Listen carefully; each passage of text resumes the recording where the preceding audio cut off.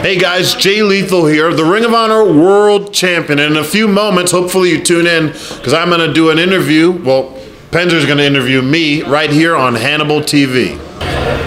David Panzer with the Hannibal TV at Madison Square Garden. Look at this. I may not have been able to check ring announcing off my bucket list, but I'm here for the Hannibal TV. We're here for the Ring of Honor Fan Fest, and we're looking forward to talking to a lot of the stars. We're hoping to get a word or two with the CEO of Sinclair Broadcasting, Joe Koff. Also, we're looking forward to talking one-on-one with the World Heavyweight Champion, Jay Lethal. And I'm hoping to catch up with my old boss, Gary Juster, as well. All that and so much more. So join us for the ride as we are in Madison Square Garden, believe it or not, for the Ring of Honor Fan Fest. All right, ladies and gentlemen, back at Madison Square Garden at the Ring of Honor Fan Fest. Tomorrow is the big night here at Madison Square Garden, and I am joined by my old... You're the one who hired me in WCW. Do you remember that?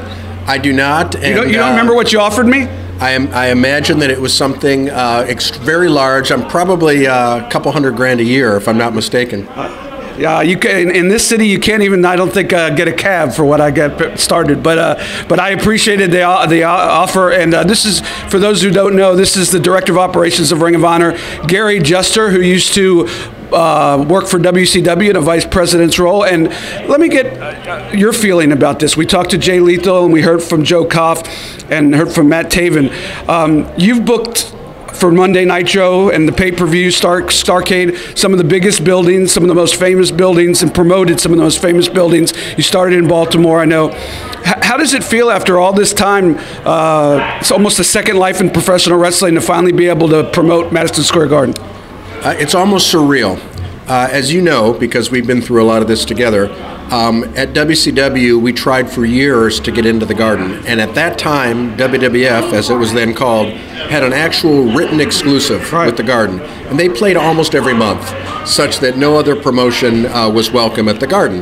That's changed. They only play about 3 times a year now, and they chose on WrestleMania weekend to take all of their ancillary shows to Brooklyn, to the Barclays Center, which left an opening here at Madison Square Garden. So it's a big thrill for me. I really never thought it would happen. As you say, I've kind of had a second life in wrestling, which I also didn't necessarily think would happen.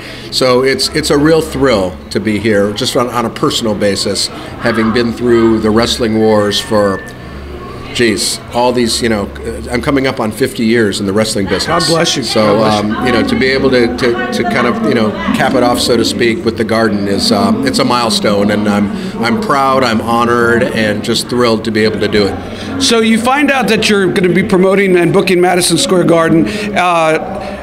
Wrestling's in an upsurge, as we know. Any worry about, selling this place out? Because it turned out that it sold out almost immediately, but was there any worry in your mind? There was never a worry in my mind, but what did surprise me was that we almost sold out on the pre-sale. Right.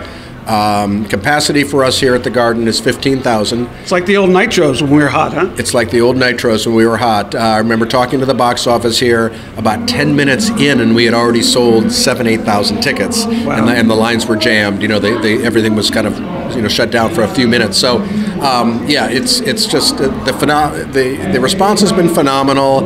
It's been super exciting, and just really thrilled about the whole thing. Well, Gary, congratulations on your continued success. Congratulations on booking Madison Square Garden. I still got to check ring announcing here off my bucket list. Not sure if that's ever going to happen, but I'm glad you got to check it off yours. Thanks, David. All right, boss. Good to see you. This is David Benzer back with the Hannibal TV. We've made our way to Madison Square Garden for the Ring of Honor Fan Fest, and I am here with the Ring of Honor World Champion, Jay Lethal. Jay, I've known you a long time. I was riding on the Jersey Turnpike heading towards New York, and I saw a sign last night that said Elizabeth, New Jersey.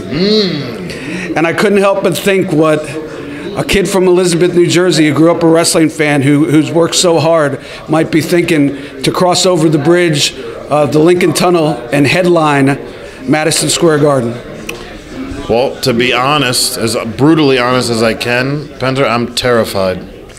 I'm not kidding. Just thinking about it is making the back of my neck sweat. And here's why I'm terrified. This is not just the biggest moment in Ring of Honor's history. This is a big moment for professional wrestling. What this event is representing, Things that we thought in this business that were impossible are becoming possible.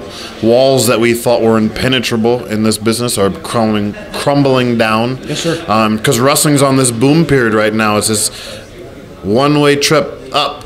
And hopefully, fingers crossed, as many fingers as I can cross, hopefully this is not a one and done for Ring of Honor. If it is, I'm glad that I was a part of this event running in the Garden.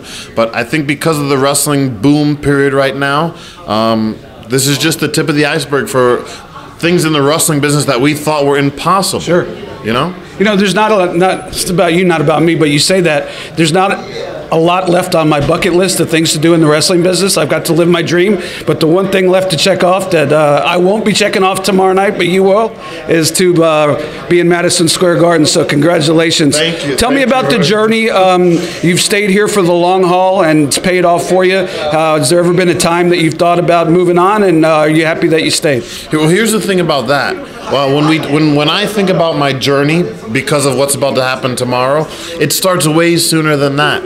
At a company called Jersey All Pro Wrestling in Bayonne, New Jersey, I won a contest. They were big on Tough Enough, MTV Tough Enough, and they liked it so much that they had their own little contest, and I was one of the winners of that contest. That is where it started for me. I won the Willy Wonka Golden Ticket. And my very first match ever was in a liquor store. Well, it's not a liquor store now. It's this tiny little bodega place. They had bingo in it a few times. The locker room was just... It wasn't a real locker room. It was just the guys got dressed in the corner and they just put tarp and drape over that one corner, and that's where you got dressed. Now, starting from that point on and fast forwarding to me wrestling in the most famous arena in the world, like, I couldn't have written this story any better. But to answer your question, never did I think for a second, never did Ring of Honor, the company, give me any moment to think about going anywhere else. I've had the pleasure of wrestling in other locker rooms. I've had great times in other locker rooms. But the one thing that sets this moment apart, this locker room, is, and it's going to be hard for the fans to grasp, but I have been given the opportunity to present my ideas and have them listened, and not just heard, but actually listened. And my ideas, they bounce my ideas off them and they shoot it back with a changing and back and forth. I've been in plenty of companies where they just hear your idea, but they never let you run with it. This company lets me run with it. Now, here's the wildest part about wrestling when you let someone run with their idea. As a professional wrestling company, if you let a professional wrestler run with his idea, he will put his heart, he will put his soul into it, because he is out to prove that not only is he a great wrestler, he has great ideas, he is one of the best in his business, and that is when you find out who a true professional wrestler is. And Ring of Honor takes the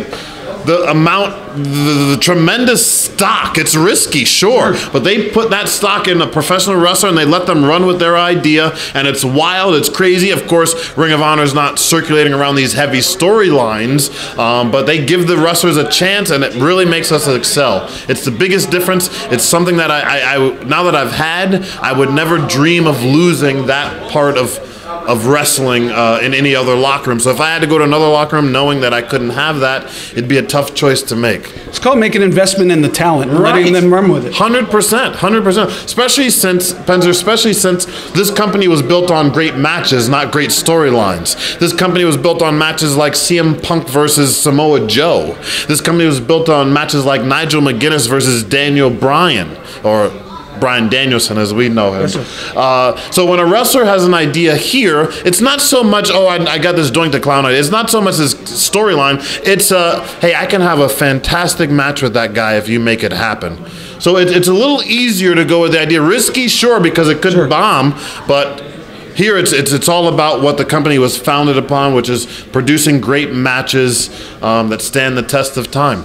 As the world champion, it's a little nervous for me because I got to make sure that this company doesn't take a downward slope or a downward trend while I'm at the helm. Absolutely. You know what I mean? So it's a little nerve-wracking for, I'm sure you understand, it's nerve-wracking for me. I don't want to be at the wheel, and that's when the company starts going down. They used to produce these great matches, you know, oh no. As the champion, I need them to keep thinking and keep feeling like these matches that are being produced are just as good as the ones in 2003, 2004, 2005. That's why I'm so nervous.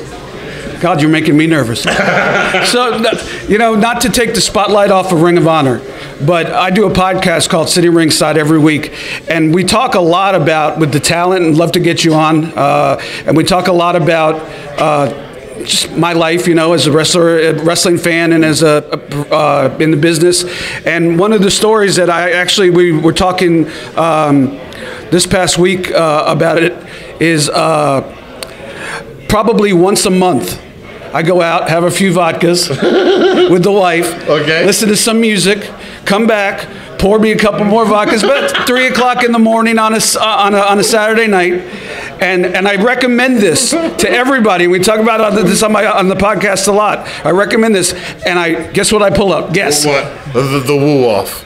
Is it the woo off? Ric Flair and Jay Lethal, maybe the greatest segment in the history of professional wrestling, and I don't say that lightly. Here's the thing about that. I didn't realize I could do a Ric Flair impression until I had a few drinks. Because we were on a UK tour, and on one of the off days we all were at the bar. I had a little too much to drink. The next day everyone's like giving me the 4 Horsemen sign.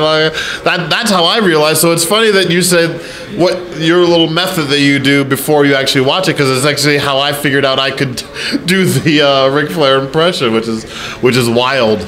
I highly recommend about once a month, have a few drinks, about 2, it has to be after 2 a.m., put on YouTube and check out that segment. I do it about once a month, and it never stops being entertaining. What were you thinking when you were doing it? I was terrified, like I am today. There you go. At least you have some experience with that. I have plenty of experience being terrified. So today, I'm terrified for what the event means tomorrow. Back then, I was terrified because that company, Impact, had never given me a live microphone to go in front of a live crowd to cut a live promo, and the very first time they do that, I'm in there with the greatest promo man in the history of this business, so that's why I was terrified there. Tomorrow I'm terrified because Ring of Honor and New Japan have made this event, right? But now, because of everything that this event represents, it has now become bigger than both companies. Sure. Because this event is going to send ripples in the wrestling world. Not just a company, not this just one company will feel it. The wrestling world is going to feel and be affected by what happens tomorrow. And that's why I'm so nervous as well. As the champion of Ring of Honor at a pivotal point in time that's going to affect the wrestling business, it's terrifying. Well, we hope that it all works out. I'm sure it will. Good luck to you. Take a deep breath. And I'm really happy for your success. And the kid from Elizabeth, New Jersey, who wrestled in a liquor store. Probably not a great place to have wrestling matches. But ends up headlining Madison Square Garden, the first company, non-WWE, WWF, to wrestle in Madison Square Garden. You know what? That liquor store, I remember, it was called the Charity Hall. It was Jersey All Pro Wrestling's home.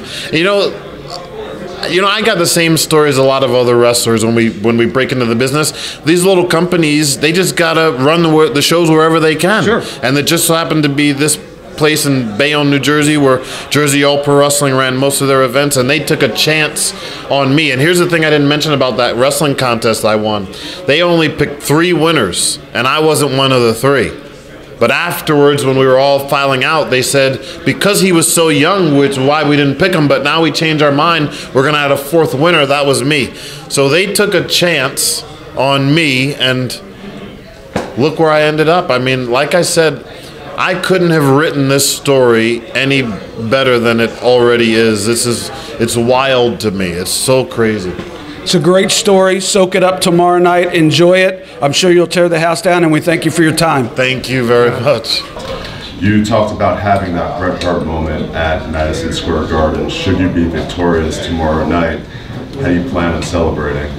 Well, I don't have long frizzy hair anymore, so that's a bummer, because I really wanted that picture. But, you know, if there's a picture of me on the top of a ladder in a sold-out Madison Square Garden, taking down the Ring of Honor World title, I mean, could I ask for much more than that? It just happens to happen in the same building where Bret won the title at WrestleMania 10, and I've been a lunatic fan my entire life. I've seen a million matches happen in Madison Square, and for me to finally have one of those memories that like you and all your wrestling friends talk about, like, hey, remember when that happened? If I can have that moment, I'll feel like this journey has come to this place for a reason. Not saying that this is the pinnacle of my career and this is all that, hey, after this, kick off the shoes, I'm done. But it'll be something that, I don't really collect a lot of memorabilia from my wrestling career, but you better believe that the picture of me taking the title down Madison Square Garden will be framed in my living room for everyone that walked into my house. There's been a pretty amazing ladder match in this building before. No. Which one? I think it was Bruno Sammartino. Do you watch that tonight? Every day? Oh, tonight. I've watched that match. Of course I've watched that match. I've watched every ladder match I could think of feeding into this match. But again, like, I don't really have to even watch that match. Like, the memories of that moment, as of being a child, just watching it, are burned into my mind forever.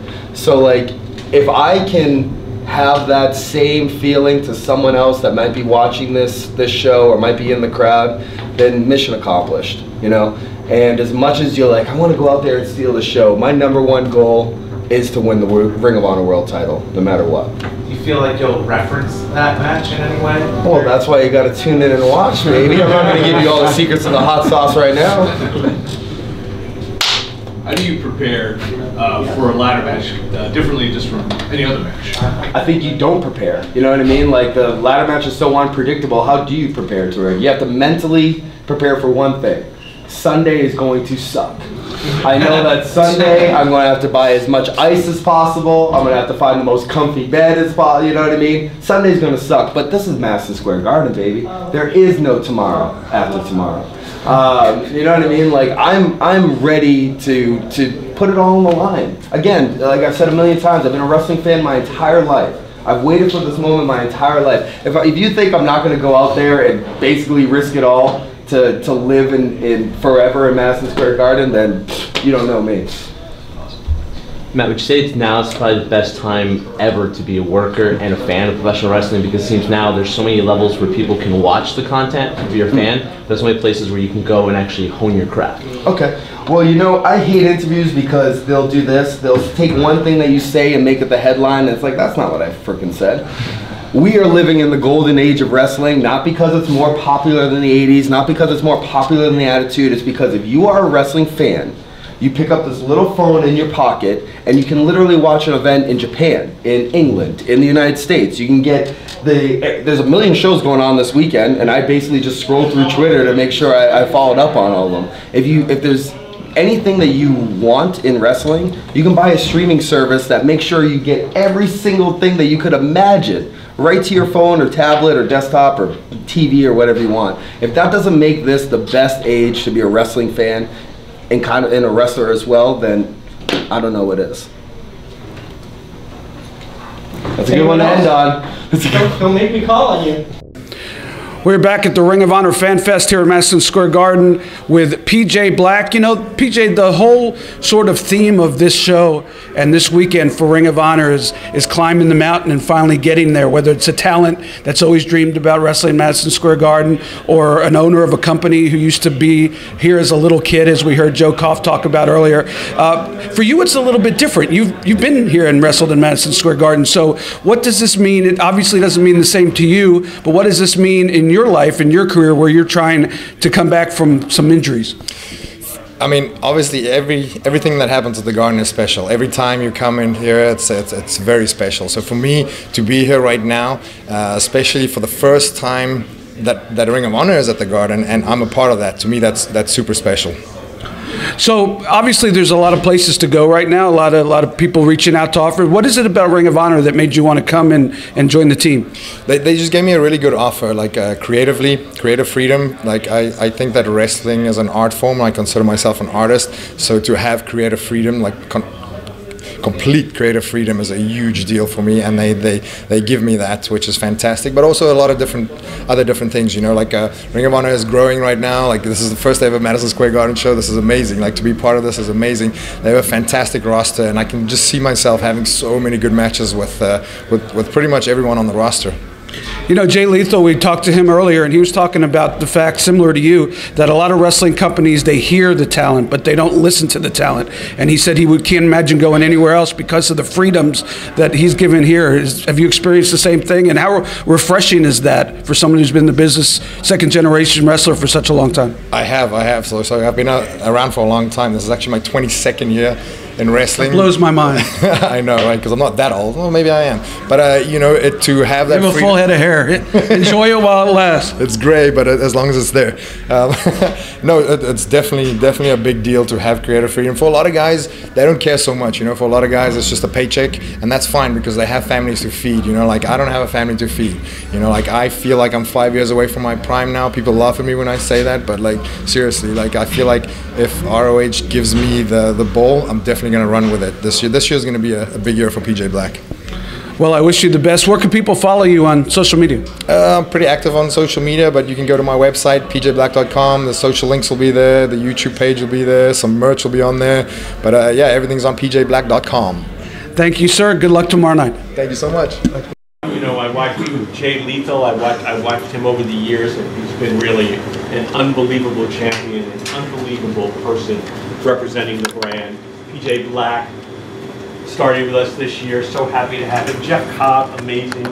Shane Taylor, as nasty as ever. And Matt Taven, you know, everyone knows Matt. Matt's sitting there, of course, and is, you know, has to make sure that everyone knows that, you know, he's really not that interested in this. But I want to tell you about Matt Taven. You know, I want to talk about these two men for a second because we're going to see 2/3 of that title match tomorrow night. I watched these two guys battle in a cage for, I believe, the television title. I'm how many years? 4 years? 5 years? How long has this been going? Okay.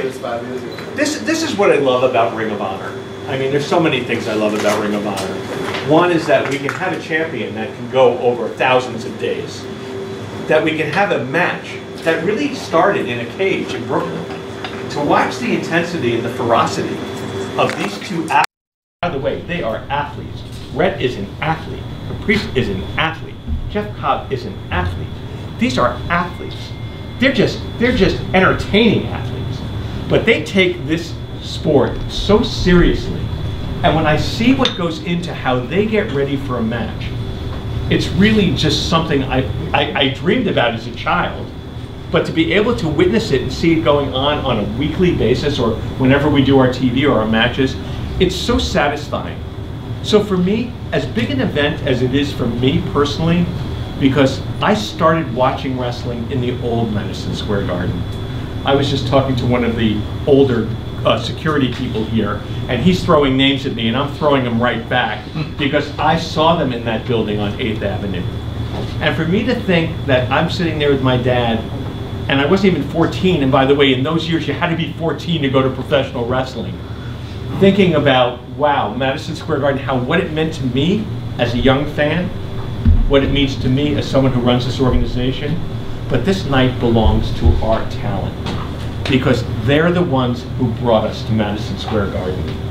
If it wasn't for their work, if it wasn't for their integrity, if it wasn't for that artistry, we would not be here. The reason why we're here with New Japan is because both companies have the same philosophy. They're a very, very strong brand in Japan. We are a strong brand in America. We complement each other's brands. We're not chasing each other's brands. And that's really, really important. And I think that's what you're seeing when you come to a Ring of Honor event, whether it be here or next weekend in Pittsburgh. Because everyone says, what are you going to do next? I will go on the record and tell you what we're doing next is next Saturday in Pittsburgh and next Sunday in Columbus, because that's who we are. That's who we are. And those fans that are in those buildings in that city, and all the fans that come to all of our events going forward, are going to experience what everyone's going to experience tomorrow night. Because it doesn't matter the size of the crowd. That's unbelievable for us. You know, I have athletes in this area. I just saw that Roosh came in. Bandito. Dragon Lee. Oh, no, it's not Bandito. Sorry, Dragon Lee. You know, there's only so many people who've ever had a chance to wrestle in this building. We're going to have that chance tomorrow night. These guys have earned it. And I just want you to always know that they're the reasons we're here. I helped with the business side. I was able to get us in the building, but they're taking us home. So let me thank my guys who are here.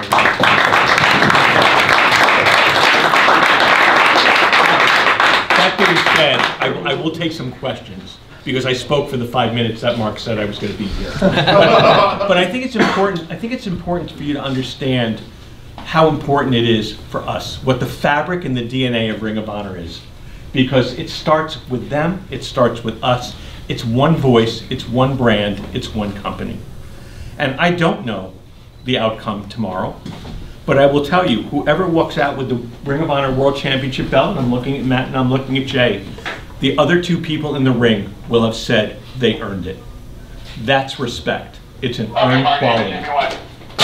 And that's what we want every time we wrestle. Questions, anybody? What were the biggest challenges in running MSG for you? You know, really, other than the initial, you know, talks to get into MSG, there really hasn't been. I mean, let me say a little bit about MSG, our host venue. They're the best in the business. I mean, I think getting in is much harder than staying in. And I think that we were just businessmen. They're a business like we're a business. They're a brand like we're a brand. Everybody's protecting and doing what's best for their brands. I'm thankful that they saw and realized what this brand can mean to their building as well. So it really wasn't that monumentally difficult. There's more urban legend about that than there really is. So if you want the urban, because sometimes the legend becomes the fact. So if you want the legend, I can go into it, but I'd rather talk about whatever you want to talk about. How do you keep the momentum going?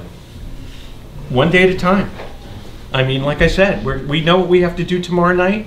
Next Friday and Saturday, we'll figure out what we have to do in Pittsburgh. We have television tapings, and let's not forget, Ring of Honor is a television producing promotion.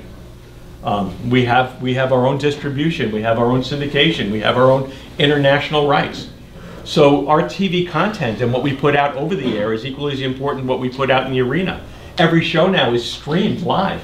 If it's not a TV taping, every event that we put is streamed live to the fan. What's an unbelievable fan experience that is. Who else is doing that?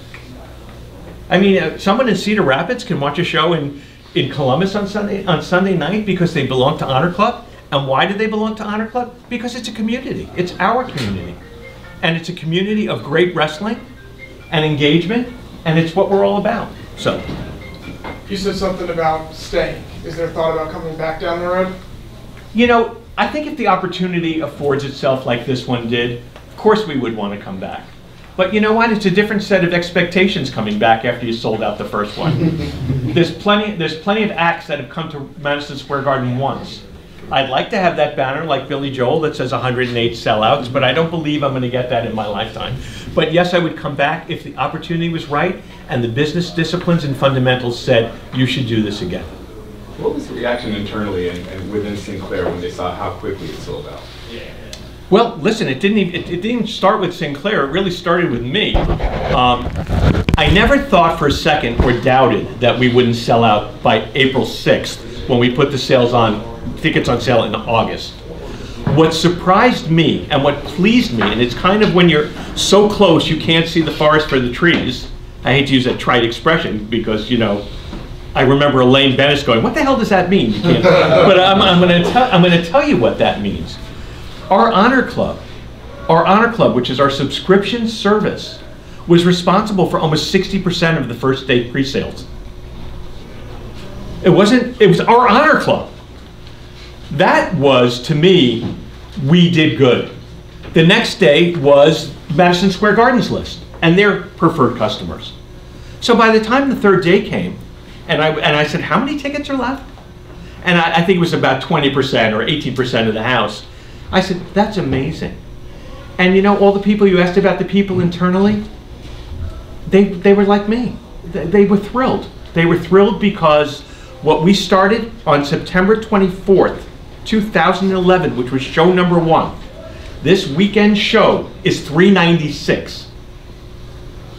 We all remember who was at Chicago Ridge for that show. Rhett, I know you were there. Jay was there. It is. Hello, Silas. it was as far away from what Ring of Honor is today, but it had the heart, and it had the soul, and it had the commitment. So, yeah, opportunity arises, we're there. When you watched matches at 14 years old here, what was that one match that really, that you want Ring of Honor to be tomorrow? Well, it's a twofold answer. I will give you the match. Nobody will even know probably in this group, unless you're a wrestling aficionado, who those two people were. But let me just tell you what they experienced for me as a young boy coming here with my dad. And if look, I'm going to be emotional tomorrow, so let's get it off the table. I can't help it. The old Madison Square Garden was really just a square building with a lot of folding chairs on the floor. And I even think they had raised sections, or they had a balcony section.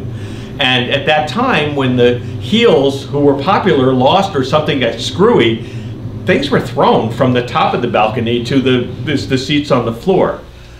But if you go into this building, the ring was in the center of the building, and over it was a crisscross of 4 ring lamps. These gigantic light bulbs inside of these 4 bowls. It almost looked like a pawn, P-A-W-N, Pawn Star, you know, when you see the balls. And when the house lights went down and these lights came up, my skin turned to lizard skin. I said, this is unbelievable. That just turning on lights in a building could have that kind of an effect on a young boy. So that was the first thing, that's really where I fell in love with this business. I was also watching it every Thursday and Saturday night on Channel 5, Capital Wrestling it was called. It was a 2-hour show, same show Thursday and Friday nights, and Saturday nights, and I had to watch both. But the match that was most memorable to me, Jay, maybe we talked about it in one of our rides. There was 2 wrestlers. One was Hans Mortier. Where are my wrestling historians? Anyone remember that name? He was billed as the German Giant, and he had an unbelievable physique, almost like Lex Luger-ish for his time. Now we're talking about the 60s. And he had this gold helmet on, gold, and he looked evil and really, really angry, and he was big. He was a big man. And he was managed by a guy named Wild Red Berry. Anyone know that name? That's what I want to, okay, good. He also managed the Kangaroos, Wild Red Berry. He was really one of the first managers that was out there interfering, but he was an older guy, wore a derby hat, plaid jacket. You know, he was just really great. He was wrestling Edouard Carpentier. Anybody? Okay, there's a thumbs up. In Canada? Are you Canada? Of course. Of course. My RDS guys, right? There's my guys. So Edouard Carpentier, which actually he could have been an amazing Ring of Honor wrestler, because he was built really, really tight to the ground. I bet he was 5'8". Yeah. Not a big man. They had a 45-minute match. That's how it was built. Hans Mortier versus Edouard Carpentier. I was at the edge of my seat. And Mortier's finishing move was what he called the guillotine, was just, what do you call that? Just full Nelson. Yeah, full Nelson, like. But you know, you couldn't break his hands. You know, this was a story. They were like soldered on. And I remember that Carpentier was selling like crazy. He's got the guillotine on him, and it's just going on for minutes and what seemed like hours, and struggling and struggling. And finally, he had this amazing move where he flipped Mortier over and was just about to go into the pin. Barry must have hit him with his cane or something, and then the bell rang. I think it was a time limit finish. Now, I'm telling you, this is somewhere between 1964 and 1966 that I'm telling you this match. I see it as vividly as I watched it that day. I knew that this is something I would love forever. And when I see matches like Matt and Jay in the cage, or I see when Silas is in the ring, or when any of our guys go in the ring, it has that magic. Because those two guys back in the 60s, wrestling in that building, knew what the fans needed and delivered what the fans wanted. And that's what this is all about. So. Sounds like a great way to wrap it up. Thank you all. Thank you.